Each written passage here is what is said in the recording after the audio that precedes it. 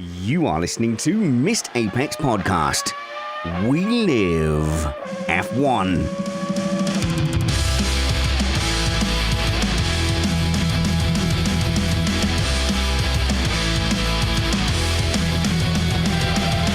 Welcome to Missed Apex Podcast. I'm your host, Richard Reddy, but my friends call me Spanners, so let's be friends. Welcome to part 3, I think, of our season race reviews, and it's going to be the Red Bulls that we're talking about today. So the 4 Red Bull cars and the 5 Red Bull drivers and Alpine as well. I don't think we're going to have time to get to McLaren, but if you're listening, I just want you to know that I think you're one of the best ones. And actually, our listening hasn't dropped off that much towards the end of the season. Normally, there's quite a kind of a dip as the season ends, but this year, it does feel like, I think as we got to the end of the regular racing, if you were still hanging around by the time you got to Mexico and Brazil, then you were going to hang around into the off-season as well. Only the hardcore fans lasted until the end of 2023, and that includes you. All right, then, let's crack on, but not before I remind you that we're an independent podcast produced in the podcasting shed with the kind permission of our better halves. We aim to bring you a race review before your Monday morning commute. We might be wrong, but we're first.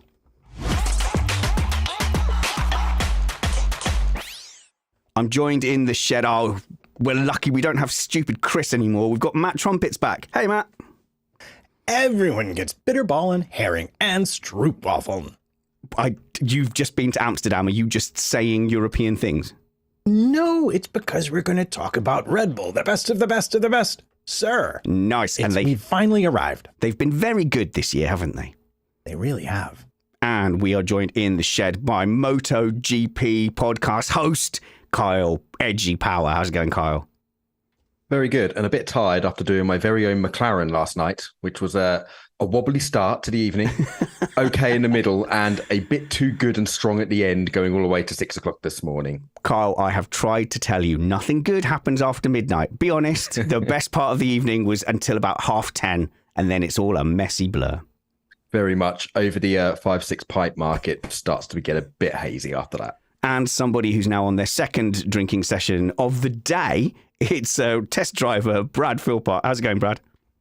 I am here to provide the perspective of the majority of the listeners, I imagine, who are trying to make the memories of this season fade so we can look forward to a better one coming up. So what I'm saying is I haven't done deep research into these teams because I would have forgotten it already. Right. My memory is Fair terrible. Enough. Yeah. So I'm going to attempt to come at this from the perspective of someone who watched everything but hasn't specifically gone into detail since the season. That's okay, because Matt's done painstaking notes and statistics that no one's read or paid attention to. I am completely famous for my pointless, useless, and entirely entertaining statistics. You can tell how much of the show notes I haven't got to by how increasingly upset Matt looks on the live stream.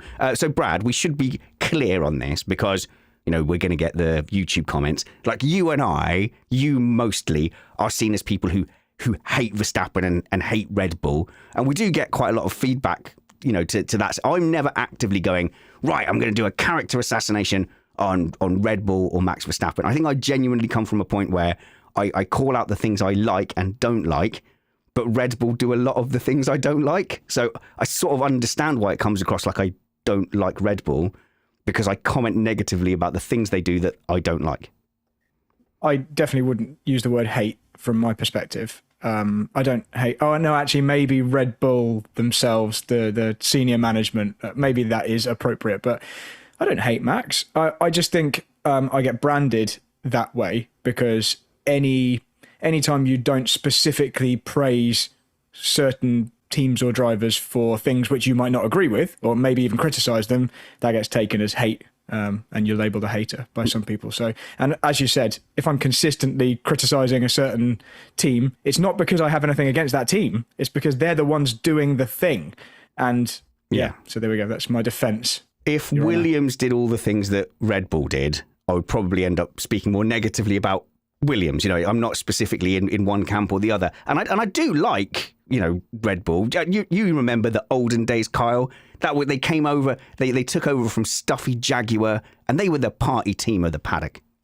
Yeah, they were the plucky sort of underdogs coming in. They brought a new sort of vibrancy to the pit lane, like blaring out the loud music and stuff like that. And they were very, I think everyone was sort of cheering them on and wanted them to do well. And it was only when they sort of really got successful and started winning, and then started these sort of starting the trend of smeary press tactics against your rivals, which is where I think a lot of people started going off them a bit. But yeah, I read the original Red Bull running a modified old Jaguar car with DC on it, scoring points, I think, in the first race. Brilliant. I was super chuffed that day. Yeah, I have to say, I have to be. A lot of my newsfeed, Brad, is filled with people going at you. I had someone say I was wrong for blocking people, and so I blocked him. Then he did another account and he said, block this one then, I can do this all day. And he did it 4 more times and then gave up. Yeah, it's much quicker to block someone than it is to set up a new account. So I don't see really any of that negativity, because I am quite trigger happy on the old block button. So I think I've curated a nice echo chamber of people it's just an echo chamber of people who, it's not even an echo, because it's people who aren't having a go at me. It's just, it's a silent echo chamber where I'm not getting abused. So I'm quite happy with that. And I'm also nice about everyone. And I posted a thing about Muppets today. My Twitter is mainly Muppet Christmas Carol at the moment. At the moment. Okay, but at the moment, the overwhelming thing has been the utter dominance of Red Bull. So I think let's talk about it from a tech point of view, Matt. Why on earth was that so dominant? Because it wasn't even like 2013 when Vettel, well, that's the last time we saw that level of one driver, one car dominance. He was just so far ahead in 2013 that he could choose the gap. And I think maybe it's a little bit of a mentality difference between Verstappen and Vettel, whereas Vettel might have taken the team line to go, okay, just get one pit stop ahead and then chill there, whereas Verstappen, he needed the fastest lap every time. He needed to get ahead and really show it. So it could be that other teams have been this dominant in the past, but it's really Verstappen going, nope, I want to crush you. He did. And he had the very best tool on the grid to do it with. And I think the thing about the Red Bull dominance, that, this goes back to the first year of these regulations. They came out with their first update, and what they said was, wow, that worked exactly like we predicted, which almost never happens. But most people, or I won't even say most people, what some people may not know is that when you run stuff in CFD, when you put things in the wind tunnel, there's an awful lot of math that goes on to make it look like what they think is going to happen on the track when they put the full size part on the car. And to have it line up perfectly is a terrible thing for everyone that was chasing them. Yeah, that's super ominous for the rest of the regulation set. The rest of this regulation set, really, because that means their correlation. We hear this word correlation a lot, and it's getting, as Matt just said, it's all of the CFD data, their wind tunnel scale model. Obviously, they don't put a full car size into the wind tunnel. That would be obscenely expensive. So they have a scale model. Obviously, that they need to then translate that over to real life. And the scary thing is they've taken it straight from there, put it on the car, and it's worked exactly as expected. So that's not only good for this car. They have mentioned at the end of the season they're going to do a bit of an overhaul. So that means that they can maybe do some slight concept tweaks and some slight tweaks and experiment loads with a very good level of confidence that they're not wasting resources, and that just gives them way more options for next year. So you'd be hard pushed not to think that they're only going to get stronger from here. Okay, but the reason they're changing most of the components is because they're giving them to Alpha Tauri, was my understanding. We'll get to Alpha Tauri. Matt? Well, and just to follow up on that, what Kyle is saying and what I hear Red Bull saying between the lines is they started with a very neutral concept that they could set up at a lot of different races and that they felt would work very well across a wide variety of circuits in this regulation set. And they were the only team that got it all the way right. Some teams got it very wrong. But I think what I hear them saying is we are coming to the easily bought gains of the concept we started with. And we've been thinking about it. And you'll notice that the Red Bull margin was shrinking in the second half of the season. And now some of that will have been the penalty, but a lot of it will have been them seeing this, the end of the easy, the low-hanging fruit, I like to call it, and saying, okay, we're going to have to update our chassis. We're going to have to change some more major structural stuff to get to that next level. And this is happening just at a time when you have Ferrari and Mercedes really beginning to understand what they've been up to, and potentially McLaren too, coming with a car that might be able to chase the Red Bull they're finishing the season with. But the question is, how accurate are they going to be with the Red Bull they bring to us next testing? So which is what, February? It is a risk again. Like, people shouldn't think that Red Bull aren't themselves taking a risk. If it was completely static and other teams weren't developing, then you'd go, okay, well, it's cemented in, and people get a little bit bogged down saying, well, it's the regulation set. We're locked in to this regulation set. But let's have a hypothetical. If Red Bull had to start with the car they had in the first third of the season, would you expect them to come out dominant again? And the answer is probably not. So 3 or 4 teams in 2024 will probably beat the start of the 2023 Red Bull car. So Red Bull's got some work to do. It's not like in the bag, but Brad's looking less. Am I being a sweet summer child?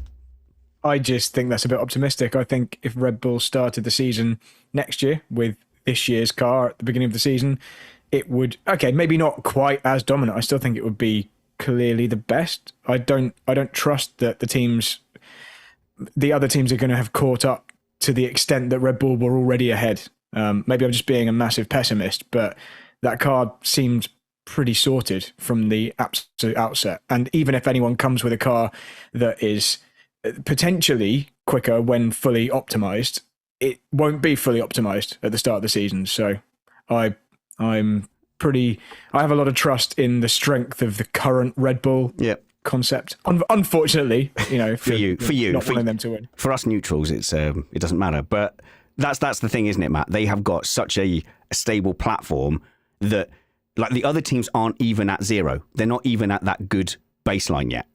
Whereas Red Bull have been at that baseline for a couple of seasons now with this concept, and they are just flying, aren't they? Yeah, I mean, really, the only thing that could undo them at this point is the same kind of mathematical or simulation failure that affected Mercedes when they came to the start of this regulation set, that they go in a direction that their tools don't show them the problems with, and then they're stuck with it for a whole season trying to put Band-Aids on it. And as Brad says, that's not the most probable outcome in this scenario. Okay. No blind hope, Kyle. Come on, Kyle. You know how I like blind hope. Well, and to quote Paul di Resta, for the good of the sport, not because I support any particular driver or team.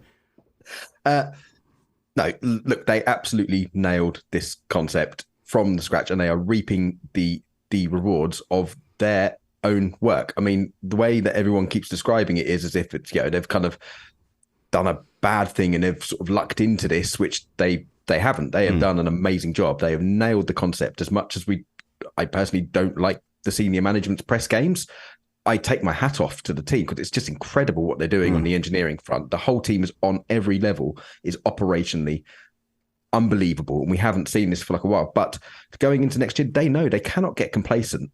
They cannot take a risk. They cannot get complacent. Because as you said, we saw other teams catching up. And especially with Mercedes now probably just going to copy Red Bull somewhat and go their own route. Red Bull now going to have to move the game on. So yes, they've had this penalty to deal with. They've got a good platform. I still expect them to be really good. But I don't think they're going to be as dominant. All the other teams now are cottoning on. And I think this year was exasperated by the fact that a lot of the other teams dropped the ball. I think Mercedes, Ferrari did a particularly bad job as well this season. So that's just, aggravated the situation, so to speak. So with Ferrari maybe sorting themselves out, with Mercedes maybe sorting themselves out, and if Aston can keep this momentum going with McLaren, then I'm not getting all sort of doom-filled for next year yet. Let's see what happens. But I definitely think they will be pegged back a bit. I think this year was pretty exceptional case of everyone else dropping the ball and them absolutely nailing it. So loads and loads of quotes coming out from Ferrari. I think it was Luke Smith who went and did an interview with Fred Vasseur. So there's loads of Fred Vasseur quotes doing the rounds today. And one of them was, oh yeah, we went into 2023 with too high expectations. But this year, it will definitely, I think we will make huge gains. And Carlos Sainz is saying the improvement that McLaren have made kind of shows you what is possible by changing your concept. So please, Ferrari fans, definitely get your hopes up, because Ferrari cosplaying as potential title contenders at the start of every season, it gets me through February. I don't know if I could get through February without it, but they are launching their new car on February the 13th, on Valentine's Day Eve. So the Tifosi can have love and hope for February the 14th, Matt. Yeah, and that will eventually evaporate, as it almost certainly does every year. Although entertainingly, I will say, thank goodness for Ferrari and Mercedes being bad at their job, because it did give us a lot to talk about this season. Yeah. But I have a question for you. Would you like me to read numbers at you? Oh, please. This is why we've missed him. I knew it. I have taken it upon myself to try and quantify how much better Red Bull was than all of the other teams. And I did this very simply by figuring out how much the highest scoring driver had to be multiplied by to equal Max's score. That seemed like a fair way to go about it. So we'll start with Mercedes, which I found to be the closest, is 2.44. And you stay in the twos till you get down to Alpine, which was 9.46. And then we fall off a real cliff. And this to me is the interesting thing. Like, where's the bottom of the grid in relationship to Red Bull? How far away are they? Williams, 21.2 times it took to get Albon's score to Verstappen. Alpha Tauri, 37.86. Alfa Romeo, 53. And then good old Haas, 88.33 times as bad as a Red Bull. Okay, Kyle, if this is more numbers, I'm going to veto. No, but that just goes and highlights and just backs up my point of Red Bull absolutely smashed it this season. They are the only team on the grid that doesn't have a turd in their hamper. Everyone else has a black mark in their Christmas hampers and what they've done this year. And Red Bull, the only team that don't. So it just makes that gap appear wider than it actually is. I would swear Kyle said coal in the stocking, right? Oh, yes, that. And just in case it's not obvious to everyone, Matt's figures are skewed by the fact that there is a disproportionate gap between for the points that you get between each position. Is that right, Matt? The way you've worked that out? Actually, my way of pointing to that would be the teams at the rear. It's unfair because they can have a blinding day and they go from 0 points to 0 points. So, but I think the point is well taken. It's the level of dominance of Verstappen in that car. So that leads us to the very natural question, which Brad is going to upset me. I'm a Perez fan, right? Brad's going to try and upset me. But why was that gap so big? And it's been talked about all season. The debate is the car made for Max? There was a really interesting interview with Alex Albon. I don't know if you caught that one. Apologies, I can't remember who. Oh, yes, I do. He was talking on the High Performance podcast with Jake Humphrey. And that's the podcast because a lot of people don't think about just working hard. Just sell your Porsche. Yeah, just sell your Porsche. Just follow your dreams. Just invite the universe to give you stuff. But it was a very good interview. And Alex Albon was talking about how it was very sensitive. So maybe Brad, you could make some more sense of this. He was basically saying it was like having your mouse on high sensitivity and trying to click on things around the screen. And that's why he was really struggling and losing his confidence.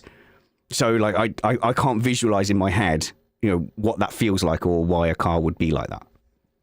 Yeah, I mean, I can visualize it. Obviously, I don't have a very strong mental image of what it's like to drive a Formula One car because I've never driven one. But you are a race car driver. Maybe soon. Oh, yes, you might be driving. But you have driven single-seaters. You've driven a lot of, race cars. Yeah, absolutely. I can relate to the fact that certain car characteristics can work for one driver and not work for another. And you can provide the drivers with, on the face of it, identical machinery. Both of the cars that have been provided are capable of winning the race, say, or doing a certain lap time.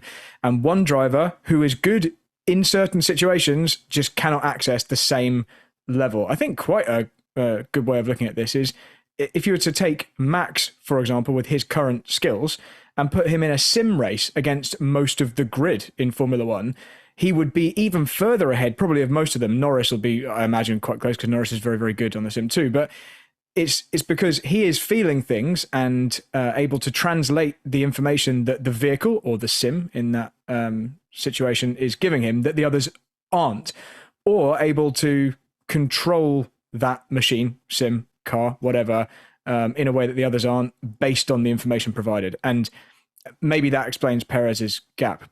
But the problem you have, or the problem Perez has in this situation, is if that is the characteristic of a fast, modern Formula One car, then it doesn't matter that maybe if you set the scenario up differently, he would be able to make the most of more of his skill and be closer. That isn't the situation we have. The current situation in modern Formula One seems to be that concept and a car that is that has those traits is the fastest. It's the fastest approach, and Max is able to deal with it and access more of it and win more. And Perez, I think, even being really, really kind to him and giving him a lot of benefit of the doubt, because everything I've just said there might not be why he was far off. It might just be that he is simply not remotely as good. And he was often behind much, much worse cars and several other drivers that he shouldn't have been. Before we just get into too much Perez slander, I did go back and look at the Racing Point stats from 2020. And honestly, he didn't have a much worse season in the Racing Point than he had in this car. Like it was almost better. If you look at the back half of the season, he was almost better off driving in the Racing Point. So like something has clearly happened to him. And Albon was giving that interview saying, well, I'm not feeling that now. I'm much more comfortable at Williams. But as to Brad's point, it could be because the Williams isn't capable of getting to the state where it is difficult to drive. Sorry, Kyle, I know you've been waiting. Brad and then Kyle. But Perez is also at the stage in his career and at an age where it would be way harder to adapt to a changing sport, a changing formula, than it would be for the younger drivers who have fewer seasons in certain types of car behind them. You know, think of all the types of car that Perez has driven over his career. He will have developed his kind of core skill around totally different cars. And you can make that same argument about Alonso or Hamilton and say, well, they seem to be able to adapt to the current style. But then I'd counter with, yeah, but they're clearly much better drivers than Perez. Yeah.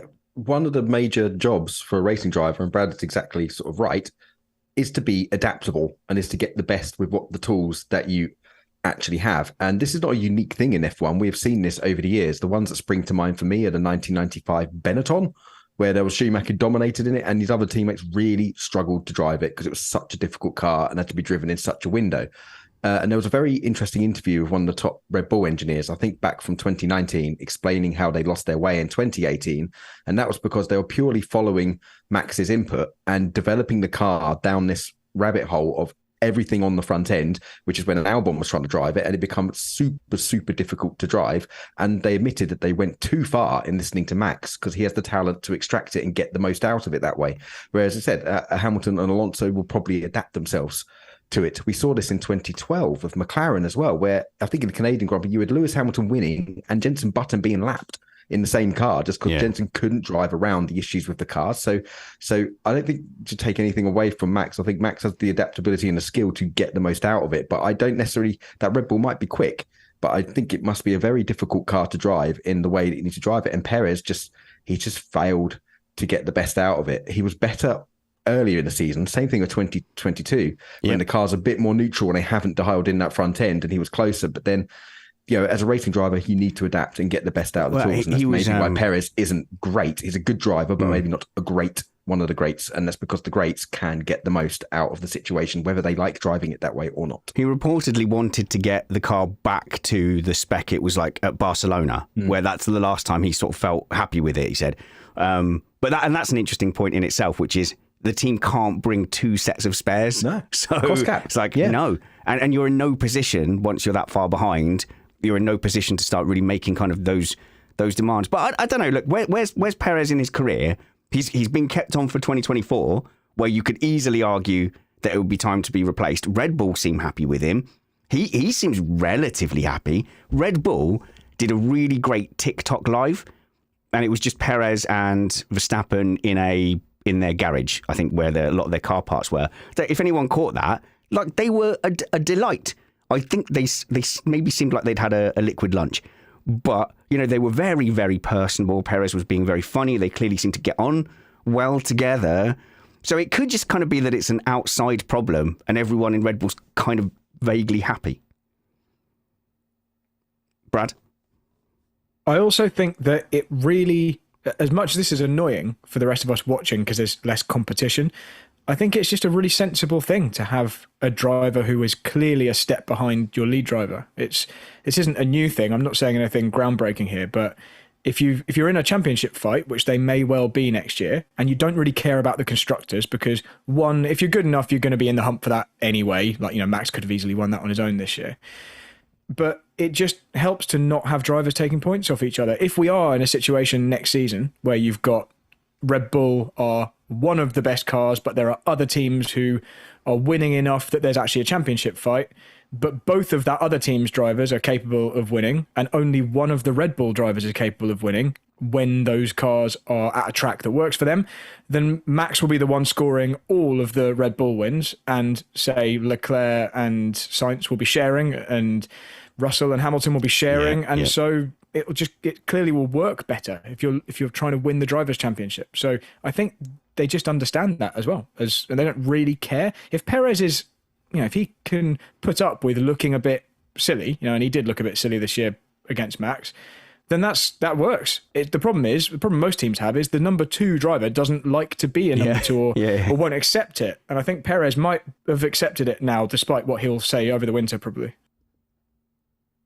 Well, the thing that occurs to me is to think about Mercedes, interestingly. And there was that period of time where Russell was doing very well relative to Hamilton. And Hamilton was like, I'm just missing a thing that I need to drive well. And then they changed the car, and suddenly it was Russell who was missing a thing that he absolutely needed to drive the car well. So some of this, it can really just be down to where the Red Bull engineers think the car is fastest overall.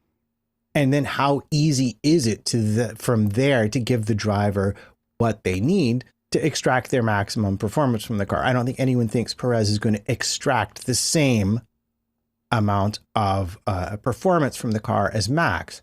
But you'd think that someone that experienced, especially someone who previously had a reputation as being good on tires, would be able to get closer in terms of percent overall than he did this season. And I think that's something Red Bull is aware of and will fix to the ability they can without impeding where Max is. Because I think you're right. I think they do like having him around. I think his personality works. I think he works for marketing for the team. And I think whatever the personal relationship between Max and Perez is, as teammates, they actually do a good job together. One more small point. Don't overlook the fact that sometimes Perez had to do things to help Max out, which also affects the balance of points that we see at the end of the season. My only point there was, this might be Verstappen you're comparing against, but when Perez was considered good on his tyres, who was his teammate? Because I think that might go some way to explaining why. It's easy to say this driver traditionally, he was a tyre whisperer or whatever, or he was really fast if we're talking about someone else. But if their teammate was Lance Stroll or whoever, Ocon, not being mean to Ocon, it's not really the same as being compared against Max, who is just able to do all of those things probably better than almost everyone. My memory of this, which may be inaccurate, so please feel free to write me at mistapex.net, and tell me how wrong I am about everything, because Spanners likes it when they send me those emails. Yeah. Please, no, do feedback at mistapex.net, and then I'm included, and then I can agree and be like, yeah, get him, listener.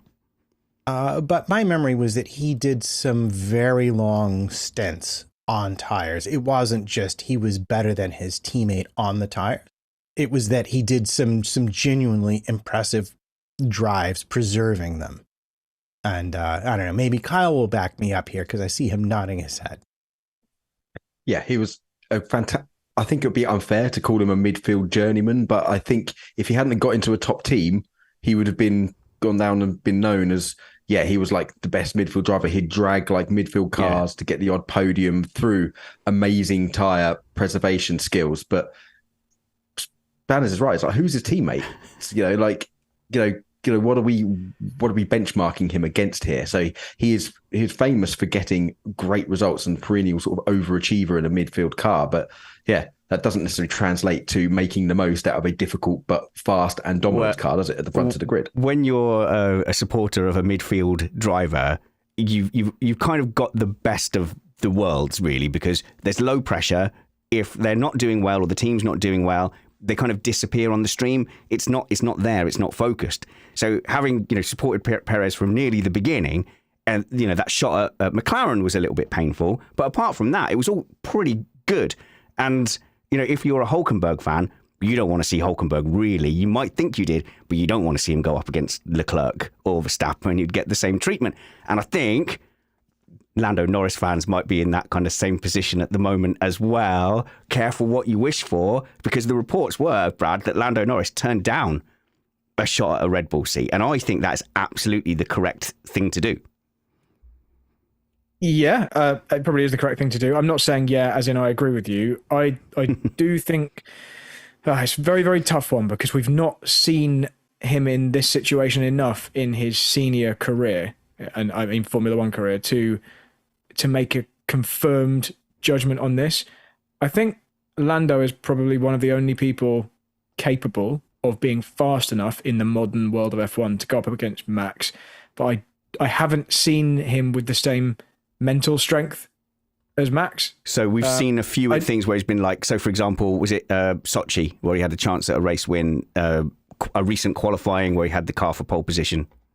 The Sochi thing, I wouldn't count that as not being mentally strong, because that's just an incorrect weather decision. Fair. If it went the other, if he'd known that it was going to be the level of rain it was going to be, then he would have made a different decision and he would have won the race. So that one I'm going to put aside. I think maybe it was at Qatar this year where he was clearly on for pole and then threw that away. I've seen a few of those, and it almost seems like the Lando Norris competitor in certain pressure moments stops believing in himself as much as it's like he doesn't realize how good he actually is.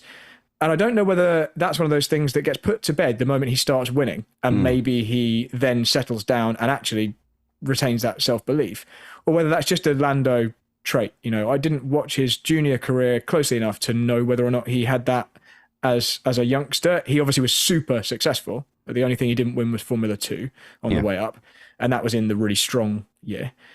But yeah, I really want to see Lando Norris. I need to see him in his winning phase, or in his car that is capable of winning phase, to fully judge him on that. I mean, there's a few like that, Matt, isn't there? Like, I've always said the same thing about, Lewis Hamilton. He rides his emotions. He wears his heart on his mouth. You can see on his face what he's thinking. Leclerc is another one like that seems to, when things are going wrong. In fact, I think there was even an interview with Lewis Hamilton where he was talking about the struggles of the car, and he said he did start to question, well, is it me?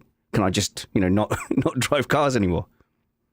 Well, yeah, that's a natural thing. I was going to say, Brad, you should go back and watch his F3 season. I think that's the one that you want to spectate on if you want to see the Lando Norris that you're talking about. That's where he came from. That was the season that made him for the people looking for new Formula One drivers. He did very well in F2, but it wasn't the same. That was the year Russell won, I think. But to me, it's an interesting thing for him, because the one thing he had and threw away was a win.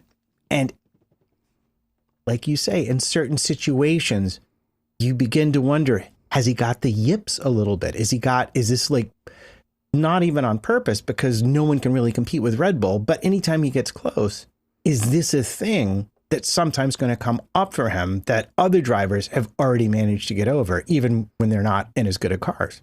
Sorry, I know we're on Red Bull, but there was one race this year. I'm struggling to remember it, but there was one where he sort of had a chance to defend hard against Verstappen coming through, and he just didn't. He just opened the door, let Verstappen go through. Then Hamilton was behind, and then he fought Hamilton to the death. Now, you could say, well, that's sensible because no one's on Verstappen's pace. But, you know, maybe there was not that voice in his ear saying, well, do you know what? If you fight for this place, there's a chance something could happen if you keep him behind you, you know, even for a few corners, let Hamilton catch up. But to circle back to Red Bull, the one argument we're missing here from, you know, the dominance is, did Max Verstappen just take a massive leap forward? Now, I'm minded to think, you know, it's not really a coincidence that that gap suddenly appears. When that happens, it's usually down to the car. So I'm a little bit reluctant to get on the stats train that everyone's been doing. Oh, did you know Max has won this many races, which is the most since 18 Dickety 4. He's won the most races in a row since Carl Maxington in the M car of 1842. So it would be a coincidence, wouldn't it? If he had just suddenly taken a leap up in form. But, you know, this could be it. This could be pinnacle Verstappen. I think we're just seeing a young potential great at the height of his powers now, being given the tools to get these results. I'm seeing it. Remember, like, Max is probably one of the first generation of a thorough, born and bred racing driver. His mother was a racing driver. His dad was a Formula 1 driver. He has been bred, has eaten, slept and breathed F1, and basically has been created for exactly this, for dominating Formula 1. And I think he's the first true thoroughbred, you know, from embryo to championship, pretty much that we have had. And I think we are just seeing the results of him now getting into his stride at the height of his powers. We saw this, with Schumacher at the height of his powers. We thought when Hamilton was in the middle of his Mercedes dominance, we've not seen anything like this before. And I just think this is probably the next step of that. So it could be like both. So both things we're saying is true. So we've been talking about Perez, who's being compared to, and Perez is more towards the end of his career. And he's had a very kind of different trajectory in F1 where he's kind of been hanging on, fighting back, picking for those results. It's not really a coincidence, is it, that your Schumacher, your Vettel, your Hamilton got the best car at the peak of their career. And you basically don't get that best car unless you have been on that journey. Like, it's quite rare that you get a Keke Rosberg championship. And Damon Hill. Yeah, okay. You can upset people with Damon Hill. I love Damon Hill. But you could sort of argue Jenson Button didn't have that career projection where he was getting better and better and then was gobbled up by the best team. So, you know, Verstappen was adopted and fought for by the two top teams in Formula One. Mercedes wanted him. Red Bull wanted him. So, you know, Red Bull got him. They nurtured him. And then he was there in his prime when the car picked up. Same with Hamilton. Mercedes spotted. He was getting better and better at Mercedes, had a great 2012. Mercedes looked over and said, we know we've got to have him. Yeah. So, you know, that car wasn't handed to Paul di Resta, for example. So, you know, I think we're getting to something here, Kyle, that yes, of course, this car is dominant and fantastic, but it's also been combined with a potential greatest of all time at his peak.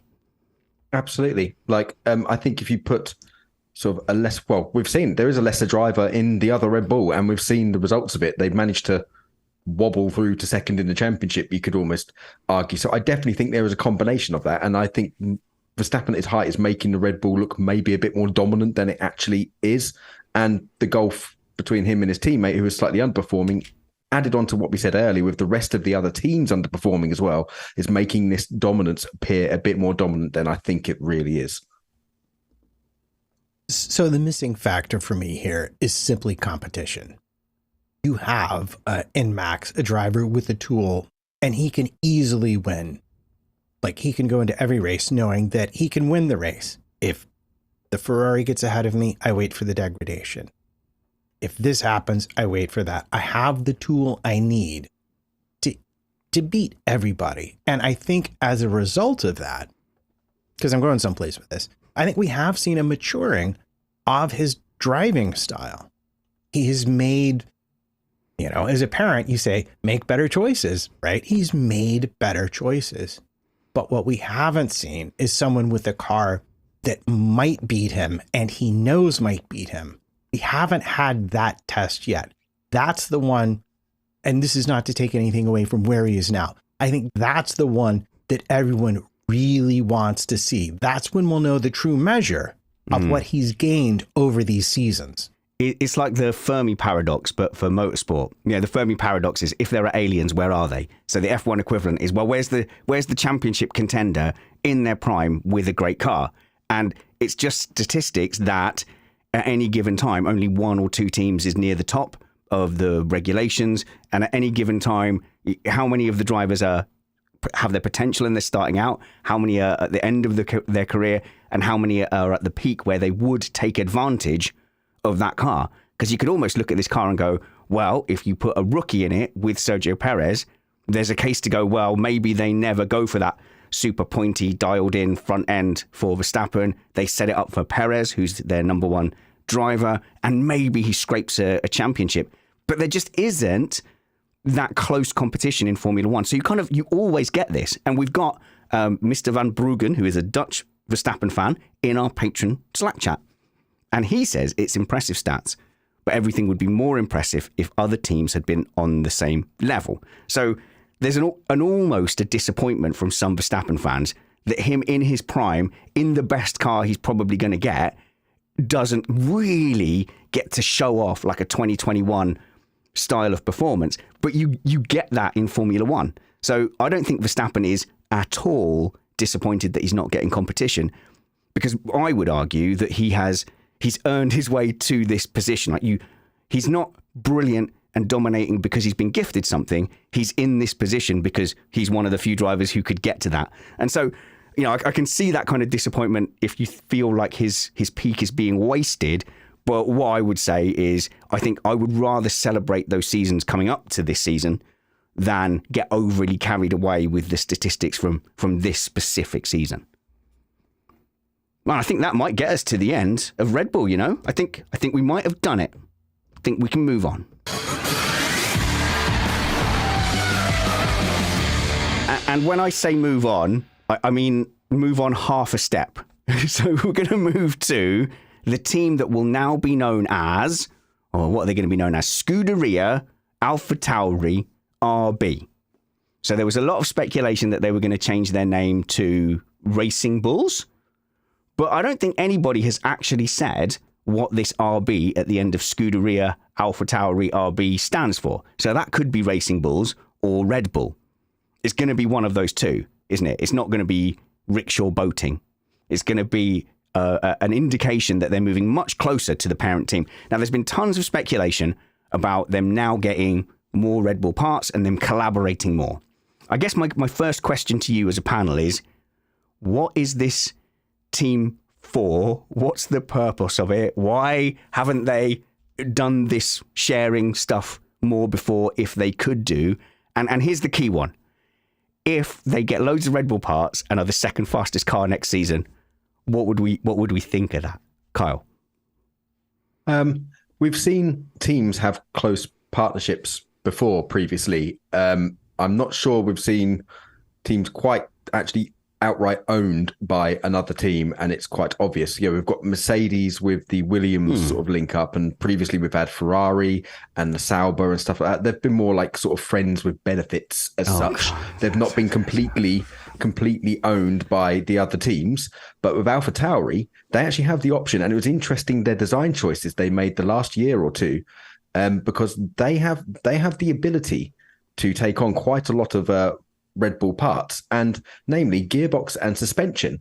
But Alpha Tauri decided to not take on the Red Bull suspension and gearbox last year because they went for a pull rod at the rear, and I believe the Red Bull is a push rod. But I think that might be changing now for this year, and they might be taking on more Red Bull sort of centric stuff. So this is a bit unsure. I'm not sure we've seen this before in Formula 1. So in theory, Red Bull don't control Alpha Tauri. Alpha Tauri essentially still Minardi. They work out of Faenza and they're their own stuff. But I think they have an option. They have an option to take a lot of the parts, and also Red Bull will be clearly pulling the management strings behind the scenes for drivers, as we've seen. So they are very much, I think, the closest we have ever come in Formula 1 to having a de facto B team. And I think it wouldn't be unfair to call them Red Bull's B team at all. So yeah, if they do start becoming very successful next year, there's going to be lots and lots and lots of grumblings from the team, because I believe there's some teams grumbling about it already. I'm old enough and definitely ugly enough to have been around long enough to have seen this before, as in these claims that they're going to work together more closely. And I'm sure since the Toro Rosso days, there have been times where we've been told that, okay, this next year, this is no longer just the junior team, closer partnership, working together, and we're going to see Toro Rosso, or whatever the name is at the time, move up through the grid. And I just don't believe it, because it's not, even if you gave them a Red Bull, if you gave Alpha Tauri the exact car that Red Bull have, I think they're still finishing behind with their current driver lineup and the team running the car and the team setting up the car. I think they're finishing behind Mercedes and Ferrari and potentially McLaren. I don't think having the fastest car isn't everything. I think you have to execute, and they're not even going to have the exact same car. That is such a big shout, Matt. What do you think? Well, I have to agree. Wow. Okay. I have to agree. They made a big step with their floor. They're obviously moving to be able to take as many parts from the big team, Red Bull, as possible. Haas do this. Williams does a lot of this. This is not an unknown thing as a midfield team. You take your basic direction from the power unit supplier and you buy all the parts you can because it's cheaper to let them design them. And then you overlay your own aerodynamics on top of that. And it makes for some inefficiencies, which is why we won't see them competing with the Ferraris and the Mercedes and potentially the McLarens. But where the shakeup could come is from, say, the Alpines, from like 6th to 8th.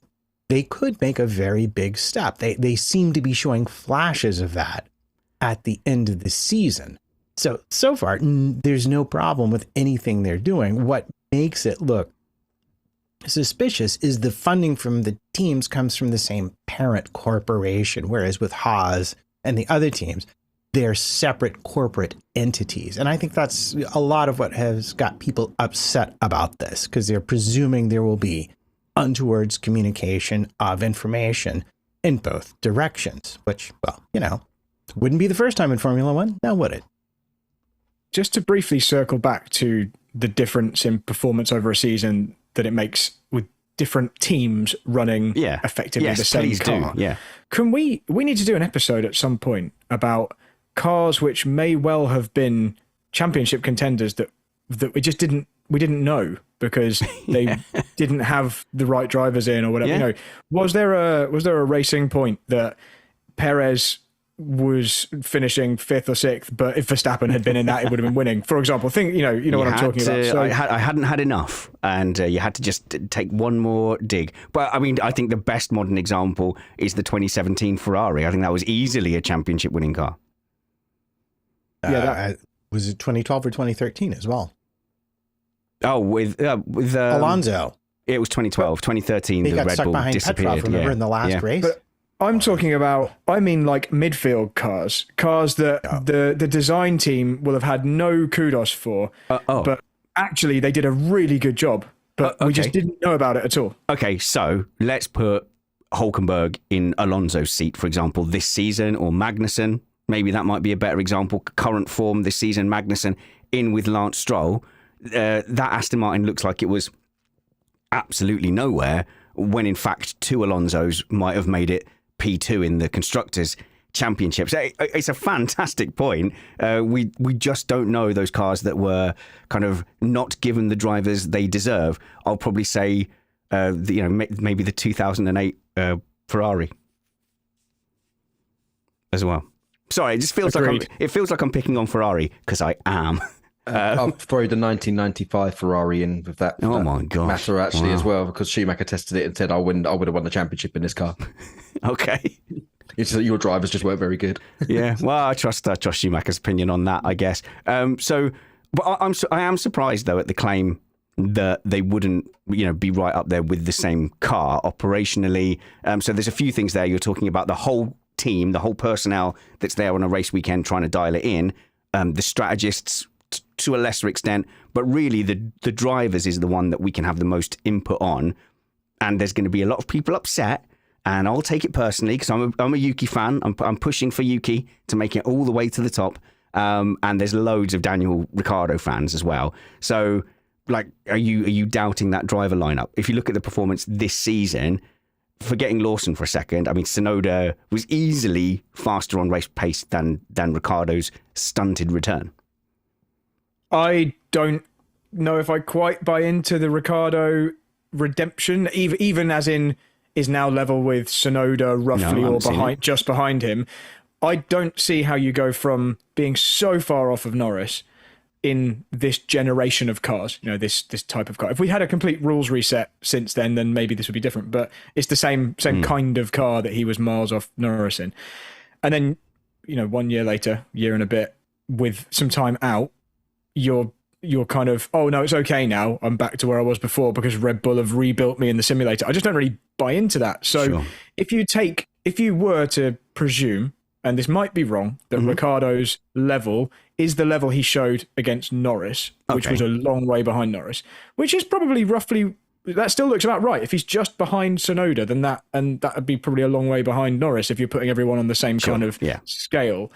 Then yeah, I kind of do stand by the fact that the drivers would be the main thing if they had, a Red Bull painted differently, that would stop it from being at the very front. But you're right though, it's the whole team. You won't have the best engineers in every role available to the Red Bull organization working at that team. Because otherwise, why would they? They'd have been poached to the other team. Exactly. Matt.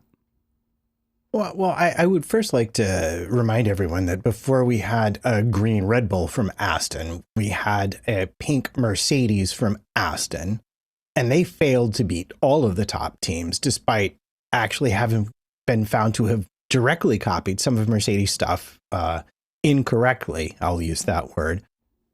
And so I think off the bat, if we're going to talk about drivers, the thing that I want to bring up about Yuki and Ricciardo is they are actually pretty evenly matched in terms of points per finished race. Ricciardo's a little bit ahead of him, but Yuki runs him very, very close. And given Ricciardo's experience level and obvious talent, I think that's a real plus for Yuki, who's still on the rookie side of things, in my estimation.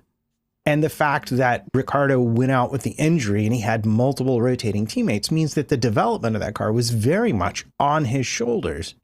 And the car got better. So if you're a Yuki fan, I think there's a lot to take away.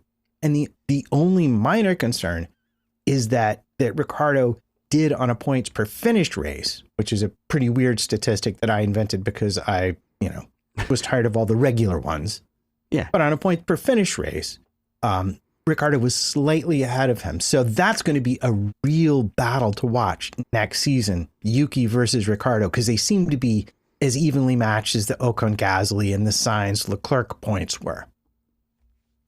I actually don't think that was a stellar season for Yuki. Like, I'm a Yuki fan. I want to see him do well. But the fact that when Lawson came in, very inexperienced, and like Yuki did, you expect Yuki to spank him and get and be all over the top of him. And he wasn't at all, really. Like, Lawson come in and did a very, very, very solid job. And as Brad points out, I think this is not peak or prime Daniel Ricciardo as well coming in, and they've been very, very close. So I actually think Lawson coming in, Yuki, it didn't reflect too well on Yuki, and I think that was a bit of a wake-up call for him, and he did seem to have a stronger second half of the season. So I think for Yuki to stay in Formula One, if I was a team boss, I'd be expecting fairly big things from him next year. So it'll be quite interesting. And I agree with Brad and Matt. I think we've seen the days of peak Daniel Ricciardo, unfortunately.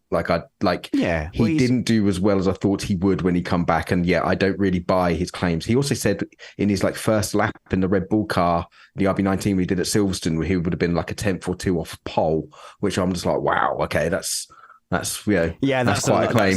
That's a lie. That's just silly. Okay, so I just want to clarify something. Peter in our patron live Slack chat is saying, well, Ricciardo had better race pace than Tsunoda, but qualifying let him down. So when I talk about the race pace, I'm always, the thing I'm looking for is there a time that they're on a comparable stint in a comparable situation? So are they both on the mediums in a race? And you're looking at who's dropping off, whose pace drops off, who can stick with the pace that they were managing at. And just whenever I spotted that, and for sure I'm not staring at the live timings constantly, whenever I've looked at that, because I've been curious, I've not seen Ricciardo able to be on the same race pace as Tsunoda, which is a little bit either worrying for Ricciardo or great news for Tsunoda. And like Brad said, you can't tell. You might put Verstappen and Hamilton in there, and then that car was P4 in the championship. I mean, there's a lot that race pace won't tell you because there's so many factors, especially in this particular set of regulations, that go into why someone is faster and why someone isn't faster. Have you got a 2 or 3 second gap to the person ahead of you? You might be faster than your teammate who's stuck a second behind 10 cars and is suffering from overheating. Did they not get your brakes right, etc., and so on? Yeah, but my snapshot that I'm pointing out suits my narrative, and I think that's the most important factor. Well, it is. But my point being, I think race pace can be a mistaken thing to fixate on when you're talking about how drivers do in races. One of the things I like about looking at the points and looking at them in an abstract way is it's sort of a total overall measure of how a driver gets from the start of a race to the end of a race. And if you're looking at the teammate, then they had roughly comparable tools. And so what I see is similar performance between Yuki and Ricciardo. Now, granted, we don't necessarily have the Ricciardo of years and years ago, but he's still a pretty good racer and a pretty good driver. And clearly, in this car, has something that gives him the touch, the feel that lets him drive much more to his liking than, say, the McLaren did, which sort of wrecked his reputation. But he's still the same driver he was before he went there. So I don't know. I'm looking at the silver lining here for Yuki, and I'm seeing him being in the ballpark with Ricciardo is a good thing for him at his early stage of development. Yeah, and it's probably good for him. He would have been scared seeing Lawson come in and go, whoa. The thing with Lawson is he seemed to just get everything right. So he just seemed to, and when he didn't get something wrong, like he got a slightly bad getaway at one race, he's torturing himself for the next 2 weeks to the point that the race engineer was like, see, Liam, that was better, wasn't it? You did it. And so, he just seemed to operationally get everything right. Yeah, but I mean, I'm looking at Lawson's record right now. He scored 2 points in Singapore. He scored no points in any other race. Maybe he finished ahead of Yuki. I don't even care. But if I look at Yuki's across the season performance, he scored 14 points across a whole season in a car that for most of it wasn't capable of scoring very many points. And there was a lot of 11th places in that as well. So just getting back to Alpha Tauri, there was a Formula1news.co.uk I was reading, and this is an interview with Eggington. And he said, whilst Alpha Tauri has always had close technical ties with Red Bull, Eggington believes that the increased reporting on their collaboration is a result of the sister team's ongoing challenges, i.e. not doing very well. He emphasised, this was the interesting bit, he emphasised that Alpha Tauri has not been controlled entirely by Red Bull and has always had the autonomy to assess which parts to utilise, which heavily implies that they are controlled quite a bit by Red Bull, which I don't think is controversial. Like, you see Marco speaking to the junior drivers on the grid, issuing their instructions. I'm like, why now? Why now are they going to go to this reported extra collaboration? Why have they been left languishing for several seasons and now they want to get them up the grid? I would simply put it down to the change in Red Bull corporate structure. Before, you had Dietrich Mateschitz making the decisions independently, and what he wanted was 2 real race teams, one to develop junior drivers and one to be a senior team and chase championships. And he felt that a degree, or at least from looking at how it was put together, he felt a degree of autonomy, a fairly large degree of autonomy, was warranted. But now you have a corporation, much more corporate in structure, making these decisions, and what they want to see is monetary and financial efficiencies. In other words, if we're going to spend money on this team, how do we spend as little as possible and have it be as successful as possible, which is, I think, a different metric to what it had previously been run for. And this is part of why we're seing it. But, I will Spanners, put it to you that the Marco thing is pretty interesting and that he very clearly consults with both teams. And well, that is a conduit potentially, and one that you might ask, interesting questions about in terms of his role, especially with the drivers at Alpha Tauri. But he's not an employee, apparently. Yeah, he's not. Yeah, he's not an employee. He can do what he likes between them. Okay, so the suspicion is always going to be there that Alpha Tauri have a whole nother set of resources, Brad. Like, how sure are we that Red Bull don't benefit? Like, they must benefit from having that team. Otherwise, why would they have it? They spend all that money just to have their drivers have somewhere to practice? Is it just a team to practice at? All that effort for that?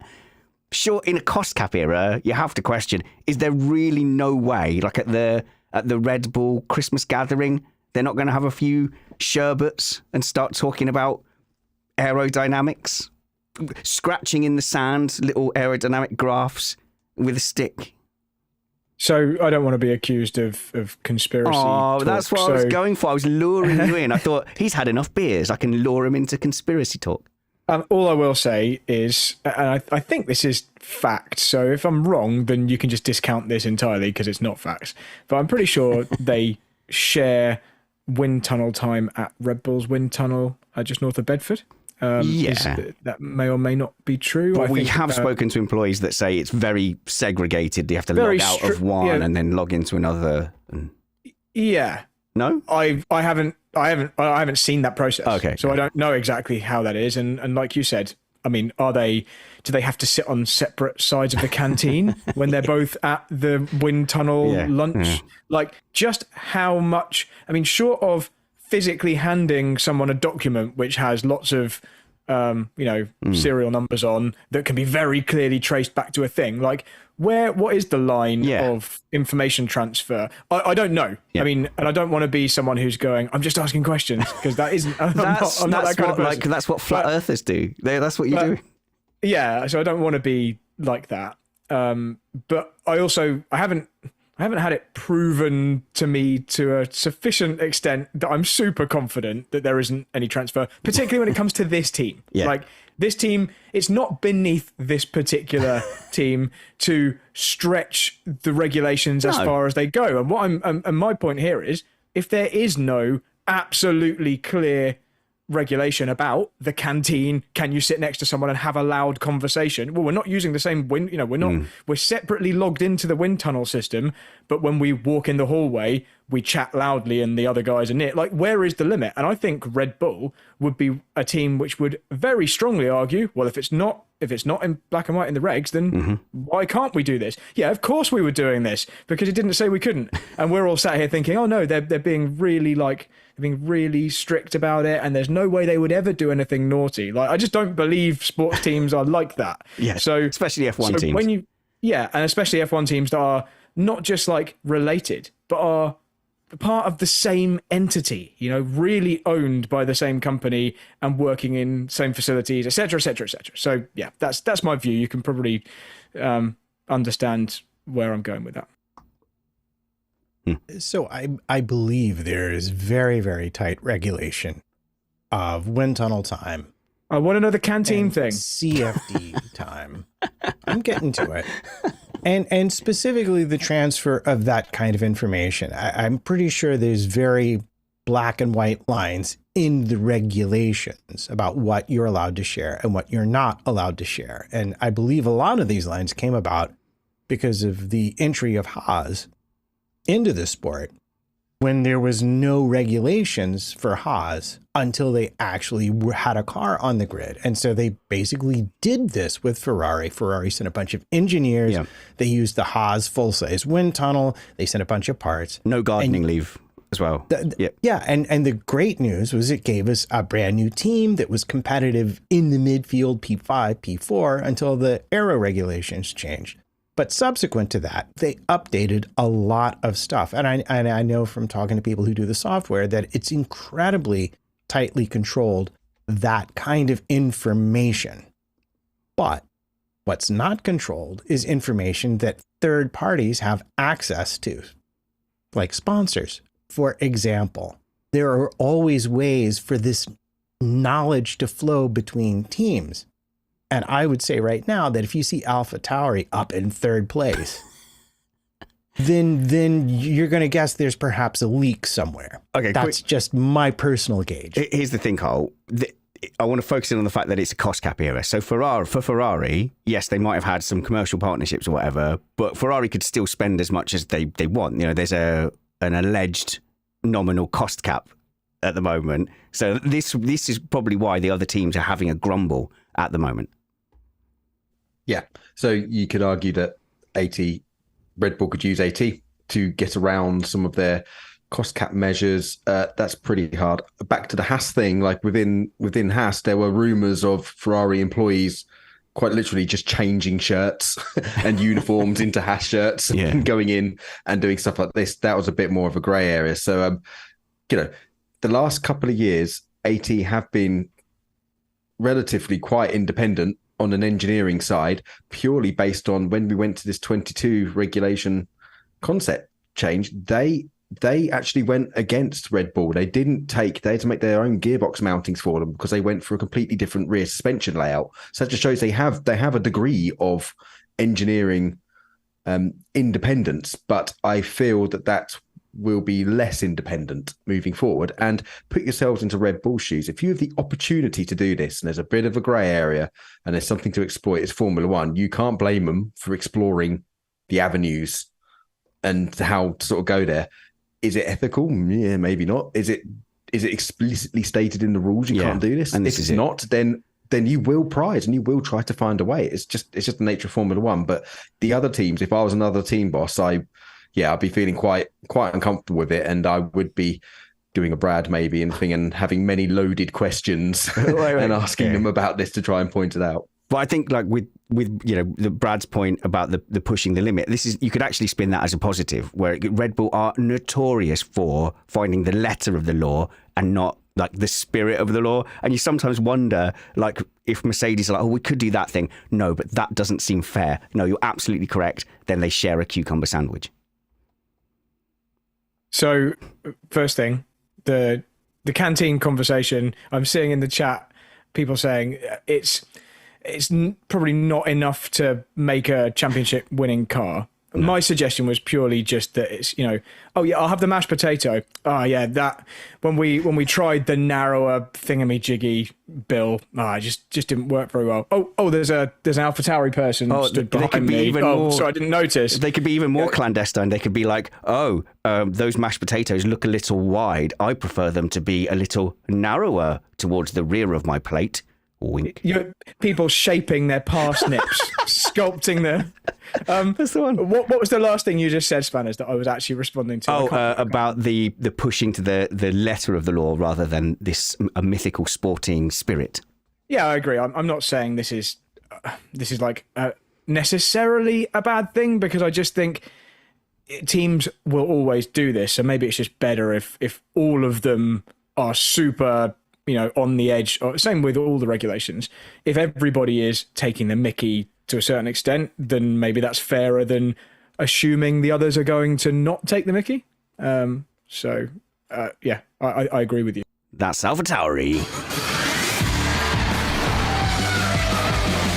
Okay, so I actually think we've got time to spend a little bit of time on Alpine, and then that just leaves us with McLaren that we'll get to at some point and in the new year. So it's coming up to Christmas, so I'll tell you what we've got for your Christmas Day and New Year's Day. But I would like to reiterate that if you're listening to us in the winter, you might think that we're doing a good job. So there's a couple of ways you can support us. Our bread and butter really is our patrons, and that's the reason we can plan a year ahead. And I have to say, 2023, it was the first season where at the start of the season I went, we can definitely do this towards the end of the season. We're going to survive the season without me and Matt having to prioritize other things. And we're in a really healthy state, and I would love to keep that going. If you think we're worth a micro payment per month, it's patreon.com/missedapex. Every new patron makes my heart go, and helps me relax a little bit. Patreon.com/missedapex. Or if you want to just give us a pat on the head for a job well done, you can go to our tip jar, which is missedapexpodcast.com/tip jar. And there's a link to both of these in your show notes below. And also, what else would I want to say? Oh, yes, Christmas content. So this is your fault for being so enthusiastic about this. Chris Stevens and Chris Catman-Turner are going to join me for a pre-recorded, to come out on Christmas Day, Corner Names podcast. Matt, you can come on that as well if you want to talk about corner names.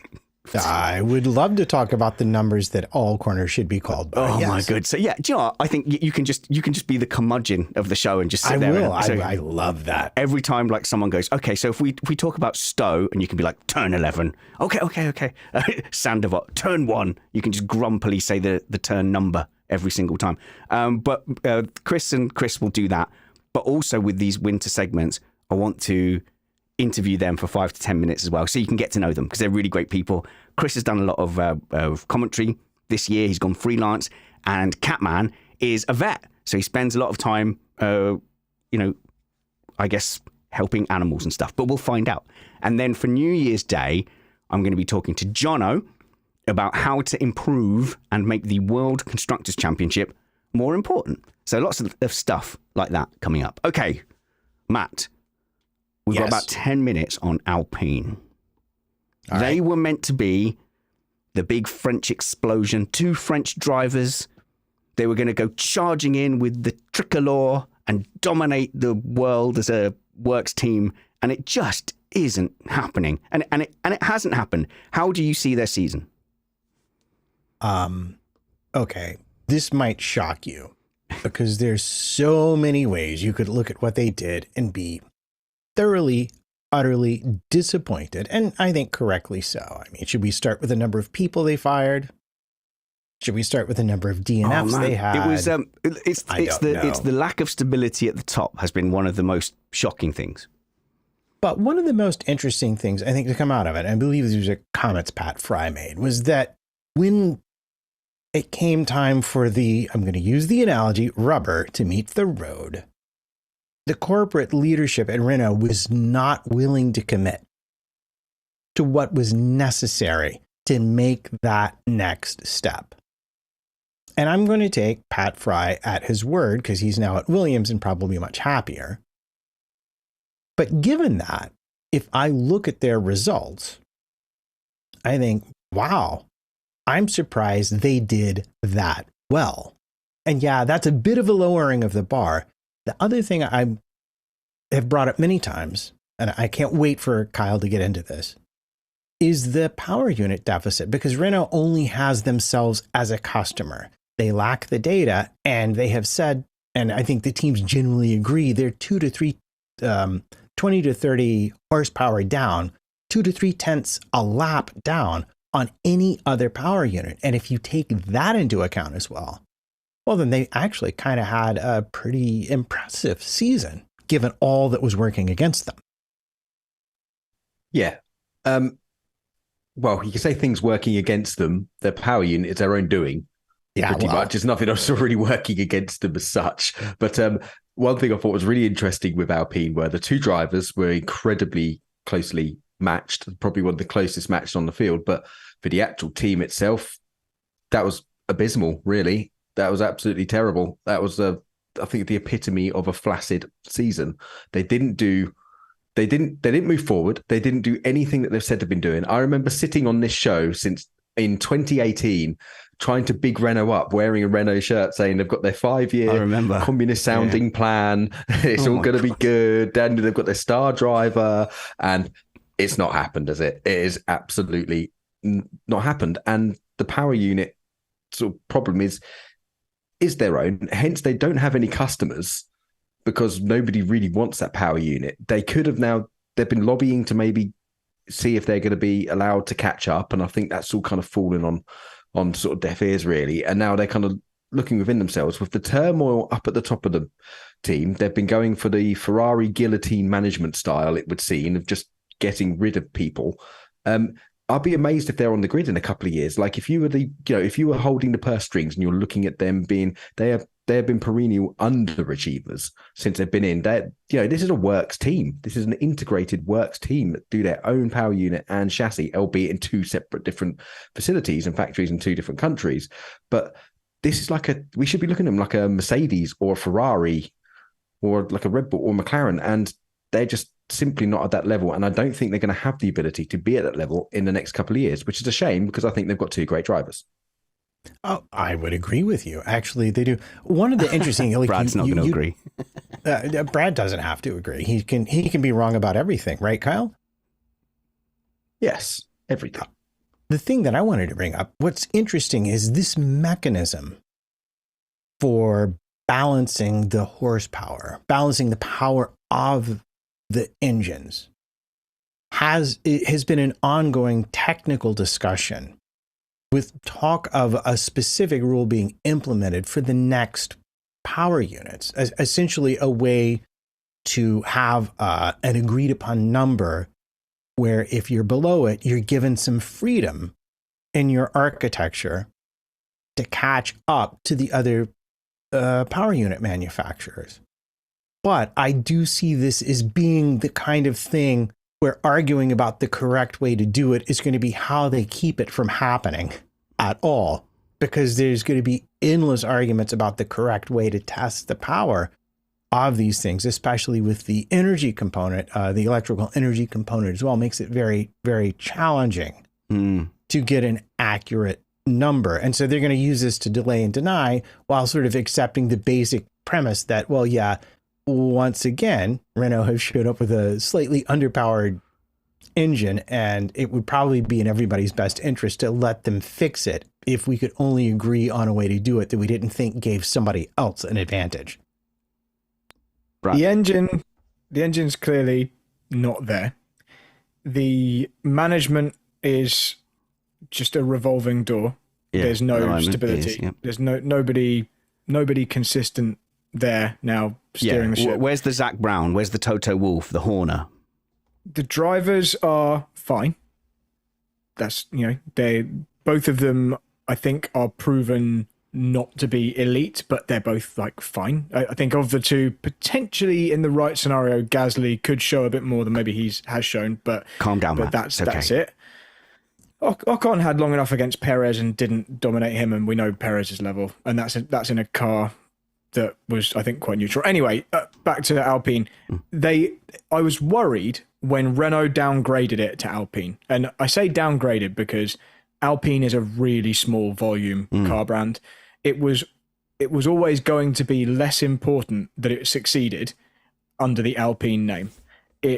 It's not Renault's bread and butter. If the Alpine brand folds, then Renault doesn't fold. But it was much more important when it was the big factory brand. So it seemed like to me they were starting to wind down the importance the moment it changed blue. And the budget isn't, they're not funding it enough. Are they not maxing out the cost cap? Actually, that's a really good question. From what I heard, the team is underfunded, but right. I don't have figures. So, I'll leave someone to correct me on that. But basically, I can't see any positive signs. The only positive I can see is that Gasly and Ocon really, really want to do well. Mm-hmm. That's kind of it. And maybe there's some core experienced people who have been at the team a long time that are actually very, very good at their job. And I just don't see any potential for it to move higher than it currently is. And that's my worry with Alpine. Well, I think the power unit is a very big issue. But in terms of positive sign for them, Matt Harmon, who has been there for a while and is behind, I think, a lot of the design genius at Alpine. You say, wait, design genius? Well, guess where the first water slides were? They weren't on Aston. They were on Alpine. There's about 3 or 4 design features that have come from Alpine first and made it onto all of the other teams. Yeah, but Minardi occasionally had something which was copied, but they're still rubbish. Okay, but this is the thing. Alpine shouldn't be rubbish. They've got the core ingredients of a great race team. Are they lacking like a James Vowles to come in and do the steadying of the ship kind of thing? Because I think they're in real trouble for next season. because there are other teams that have got their act together. Look at Alpha Tauri. You know, we've been talking about the step they might make. They're not going to catch the front three. McLaren seem completely on it. Aston Martin have really upped their game everywhere. How many teams have I just mentioned? 6. So Alpine are staring down the barrel of 7th. Right now, the problem for Alpine is that their best tracks are going to be the least power sensitive tracks. And there's not a whole bunch of them. But if I look at their total points scored, if I look at where they scored, they were nowhere near the top teams. But all the teams below them were nowhere near them. So I don't take it as a given that they will be chased down for, 6th place that they lived in automatically. It's going to take one of the teams, Alpha Tauri, well, you could say buying all the Red Bull stuff and switching to their basic concept might give them that. They are the ones who could have the support.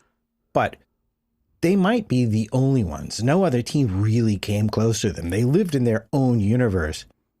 And the thing that's interesting about them, again, is from the aerodynamic design point of view. They do have some consistency and they have a proven record. Because think about how much better they have to be because they don't have the same power as the other teams by like a lot. I mean, we could look at, I'm going to mention Ocon at Monaco. Monaco, least power sensitive circuit at all. They have a car that potentially could compete on an aerodynamic level with some of the bigger teams. They just don't have the rest of the stuff. And as far as funding goes, it's not funding to the cost cap because those are fixed. It's the money that gets spent outside of it on the tools, the CapEx and the stuff like that. I think that's where they're behind. And that's where Renault have been, not willing to commit the necessary funds to catch them up. Yeah, I would love to know as well. I would love to know, in the boardroom at the beginning of the season, what's the aim? What's the target? So are they going into 2024 and they say, right, we have to break into the top 3? Because I think that is probably what it was under Abitable as Renault. And that's the kind of pressure they were under. And eventually, I suppose, why he would have moved on. But are Alpine under that same kind of pressure? So I think maybe from the outside, we're treating them like they should be like Renault, Mercedes and Ferrari. But internally, is that the ambition they set? So for them, finishing 5th, they might have patted themselves on the back and go, well, good. With the resources that we've set ourselves in our targets, that's where we're at. And then, so we wouldn't be critical of Haas finishing 5th. We wouldn't be critical of Sauber finishing 5th. So are we just, angling our expectations wrong, Kyle? No, because this, as far as my understanding is, and in my own head, this is essentially Renault. It's just been rebranded as Alpine. This is essentially a full factory effort from Renault, just rebranded under Alpine. They might have called it out. So yeah, I think 5th place or 5th or 6th in the constructors is bad.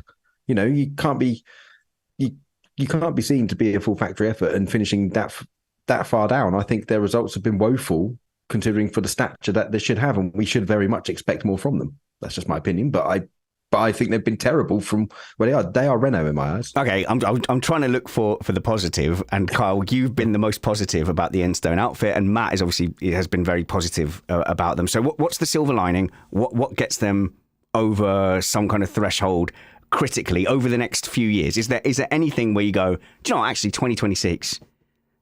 Kyle just gave me a look that implies no. They need to be snaffling the odd opportunistic race win, and they need to be in the top 3. They need to be basically challenging McLaren, Ferrari and Mercedes, in my opinion, to be deemed a success. But I genuinely don't think they'll be able to get near that. Do you think Andretti might buy them? Do you think, because the management are just like, they've just noped out? And they did have a potential engine deal with Andretti on the cards. So do you think if it's a solid no from getting in to F1 on as an 11th team, that they actually just make an offer for that team? They're in the right country. They're in the heart of F1 land. Enstone, lovely place in the Cotswolds. Good place to have your Andretti basis. The Cotswolds is lovely. One thing we're not talking about, Alpine's new lovely investor group with hundreds of millions of dollars. With the sports and Ryan people. Reynolds. Yeah. And Wrexham, let's not forget, they did have some success with that. So, like I had forgotten about that. Yeah, good but point. your mention of that, I was suddenly like, well, would Andretti buy it? Well, I'm like, would that investor group sell it so soon? I'm not sure they would. So do you reckon there's going to be a Netflix documentary, like the only way is Alpine or something like Welcome that? to Endstone. Welcome to Endstone. I love that. Yeah. Yeah. Alpine Shore. I cannot wait. But it's going to be hard to move them. I could see them moving a step down, but in the same general points category, with Alpha Tauri coming on with all the help from Red Bull, which is allowed and certainly entirely legal, and our lawyers have informed us allegedly should be used here somewhere. But it's going to be hard for them in their current setup to make much forward progress. Until they get the engine fixed, I think they're in a very tough place. Well, they could just change their name to be more successful, to give them a kick, to improve their stakes. We can't leave, can we? That's a sauce, right? Tell me that's a sauce. We can't leave without talking about the official team names. But before we do, I just want to refer you to these two gentlemen here. You follow me and Matt already. Brad's actually disappeared, making our screen look weird. But Kyle, the people can see half of you. So how are you getting on with the MotoGP podcast and Missed Apex MotoGP? And have you got any off-season content planned? Yes, that's been going very well. Thank you. We do have a few off-season content shows planned where we could be doing a bit of a testing review and looking forward to the new season coming up. That should be with you sometime in January. So I've been very much enjoying that, and I will implore you all. This will be a great season to get into MotoGP, and you can have something else to listen to on a Tuesday morning commute rather than a Monday morning commute. Oh well, there you go. And go and check out the last episode where they basically did a bit of a season wrap up as well as the race review as well. Kyle's the host, and he's fine. Has Brad gone? Have we lost Brad? Have we got his audio? No, I think we've lost him. But go and check out his stuff. His links will all be in the show notes below. He's got a pretty good YouTube channel. And I think that he's going to be doing a bit of a step up in his driver coaching. So if you're interested in getting good in a car or on a sim or in a go-kart, Brad is definitely the person to speak to. Since he's not here, is now the time to point out that both Alpine drivers have actually won races, while Norris still hasn't. No, you should have picked that fight with him when he was here. But look, we've got loads of off-season time. So when I said we were going to do the Christmas content with Chris, and then with Jono, the next one we're going to line up is Brad, who's going to do a bit of a driving masterclass. So we'll talk a bit about basic driving skills, and those are always fantastic episodes. But Kyle, Stake F1 team, F1 team, Kick Sauber is the new team of what was Alfa Romeo F1 team Kick. Ugh. That naming is it's atrocious. It's an absolute catastrophe. It's what an awful naming convention. I never bought into Alfa Romeo, even though I was an Alfa Romeo driver at the time. I had my beautiful 159. And when they changed that, but they didn't make me think any more of oh, look at that, I'm driving a Formula One manufacturer, because Alfa Romeo, Sauber were as more out about as Alfa Romeo as FedEx were Federal. It's just a title sponsorship naming convention. They are Sauber. They've always been Sauber, and they will continue to be Sauber. And I refuse. I'm not going to call them Stake, Kick, Team, whatever they're called. They're Sauber. I slightly disagree with this. So my basic premise is the fact that they were called Alfa Romeo F1 team, etc., etc., etc., and now they're called Stake F1 team, etc., etc., etc. So I really do believe that the team name is Stake F1, and if it isn't, basically Sauber have just got the naming conventions wrong. All the other teams are the thing they are: racing. So Williams Racing, Red Bull Racing. Or with the Italian teams, you've got Scuderia Ferrari, Scuderia Alpha Tauri, and a lot of the teams are something F1. Yeah, and if it's a partnership, then if they like Mercedes, say Petronas is an engineering partnership, so it's Mercedes Petronas F1. But here, the naming convention is clear. They've said Stake F1 team. The name of the team, Matt, is Stake F1, and I will stubbornly call them that all season, except for the few races where they're Kick F1 team apparently is also going to happen. It's awful, start to finish. It's a nightmare for me. You probably don't know this, but over here in the States, what you call HP sauce over there, we call A1 sauce. Right. Really? Okay. And we usually put it on steak. So calling right. something steak F1 makes me think it's just something I should be putting on like meat. No, it's on my plate. it's steak like a vampire steak, not. I know, yeah. and I will hand it to them. At least it's online betting and not cryptocurrency. Oh no, that's a common misconception. It isn't actually online betting because there was a statement released. No, there was a statement released by the CEO Abraham Van Helsing, and he was very clear that it is steak, as in there's a very vampire killing heavy theme to it. Yes, I see. Weirdly, both Kick, some sort of streaming edition. They call it streaming edition, but I don't think they mean like teaching little kids how to add numbers together. And the steak company are owned by the same larger Australian corporation, but they are quote unquote independent companies. Yeah. I like it that the chassis is called Kick, though. Do you think it gets a little nameplate? Yeah, a little kick on that. It says Kick on it. Yeah. Yeah. So, look, and here's where I fundamentally disagree with you, though, Kyle. I don't think there is. So, correct. Tell me why I'm wrong. I don't think Sauber exists. Sauber exists to facilitate a team who wants to come in and have an F1 team without doing any of the work. Sauber is the team, and to survive, Sauber have to be some of the biggest sellouts on the grid. So Sauber are like the people who tattoo companies' names on their forehead for a few bob. I think I would do that. They're just going to completely sell out, but it's still Sauber Engineering. Sauber, they're still in Hinwil, I believe, in Switzerland. They're still there. It is Sauber. It just, do we think that Johnny Marketing with his money is going to come in there and roll his sleeves up and jump on a lathe or a mill or something like that to actually start making parts or designing parts? No, there's just like with Alfa Romeo, they didn't touch or get anywhere near the cars. There's a bunch of suits with a load of money. So that's why I'm not buying into it. So I think Sauber very much do it still exists, but they just have to pretty much sell their souls to survive. But it's still Sauber. And so instead of having 17 drivers, now they just have 37 sponsors. Well, okay, I kind of see that. That was Castleborn, wasn't it? I remember that with the debacle of all the drivers turning up to race at the same race. Brad, what are we calling them? Forget these losers. You and me. Steak F1 team. I'm going to call them whatever they end up coming up on the screen as. On the good point. Broadcast. So I'm going to just be massively rubbish and wait for that. Right now, I'm referring to them as Sauber because I don't even know.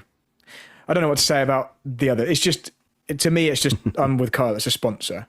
But if it comes up on the screen as Steak F1, then in the same way that I probably referred to Alfa Romeo as Alfa Romeo, even though they were just a sponsor, then they've bought the right to be the name of the team. Yeah. That's like part of it. So whether or not they are just a sponsor, like Kyle says, they're not actually in there doing up the nuts and bolts in the factory. But if that's what the team's called officially, then that's what I'll probably refer to it as. But it's only a year, or is it 2 years until Audi come in? Yeah, I think it's only a year. I think it's 2 years. Yeah, I think it's 2 years. And then Audi take over in the boardroom. What I want to know is, because we were looking into this, because obviously we had our WhatsApp conversation, our civil chat about this very topic. We had about a 2-hour argument about this on WhatsApp. And I delved into it a little bit to find out who actually does own the team. And it's been this investment company for quite a while. So not Peter Sauber. Not Peter Sauber, yeah, for quite a long time. And even now, Audi only have a minority share in it. Does anyone know when Audi become the official team in a couple of years, is there like a clause where then they buy the majority share? Or is it still just that they own a small amount and this investment company is the main owner? That's a really interesting question. I believe that Audi are buying 25% stake per year.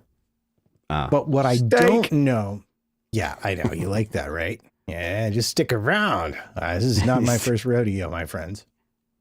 What I don't know is whether they're buying controlling shares, as in they control it, or whether they're actually buying out Longbow, who I think are the majority owners currently. Because as if we've learned anything from watching Bernie Ecclestone and his companies, is there's a lot of ways to structure stuff so everyone can technically say they're in charge of things. Audi will be doing the day-to-day running, they will be putting all the money in. But whether they own it in the sense that Longbow does now, that's an answer that I don't actually have right now. So maybe something to look up for a future show. Okay, you should have just guessed, and then if people complained, just shrugged our shoulders or never responded to those complaints. We will try to respond if you do email us at feedback@missedapex.net. We absolutely love hearing from you, especially in the off season when the inbox can be a little quieter and have a bit more time to answer people. Go and follow Brad at Brad Philpot. Brad, whilst you dropped out earlier, I promised everyone early in the new year that we would have a driver skills program, so a Bradley Philpot driver masterclass, and we'll talk about some of the coaching you do as well and give people an opportunity to get hired, to hire the skills of one of the best coaches the planet's ever seen. And just whilst we're doing a bit of shameless promo, if my computer works, right. I'm trying to start a YouTube series from Tuesday, hopefully running every Tuesday, called Phil Bradpot's Rookie Reset. Yes. So follow me with my pseudonym, trying to make my way through the rookie classes on iRacing without... It's kind of just a very light-hearted, chilled out live stream where it doesn't matter if it all goes wrong, which it probably will. Yeah. Yeah, that's more entertaining if it does. So catch Brad early in the new year as well, back in the shed.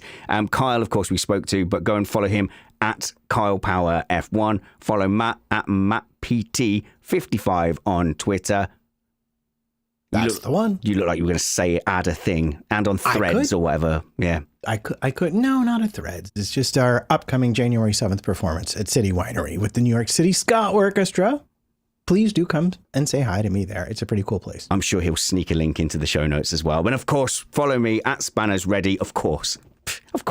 And do consider being a patron or knocking on our tip jar door, patreon.com/missedapex. There will be some extra content there as well. You'll join our wonderful Slack F1 chat and never hear an ad again on Missed Apex podcast until we see you next, which I think will be Christmas Day, but not live. We won't be live again until the new year. Until we see you next, work hard, be kind, and have fun. And don't sneak a look at the presents under the Christmas tree, and don't panic about Christmas presents, because if you haven't got them all, it's too late, and everyone will know that you don't love them very much. Don't drink too much unless it's Christmas, in which case go nuts. I like the life advice. Don't get drunk twice in one day and then appear on an F1 podcast. Nothing good happens after midnight, Kyle. And jet lag can be cured with whiskey, according to Matt.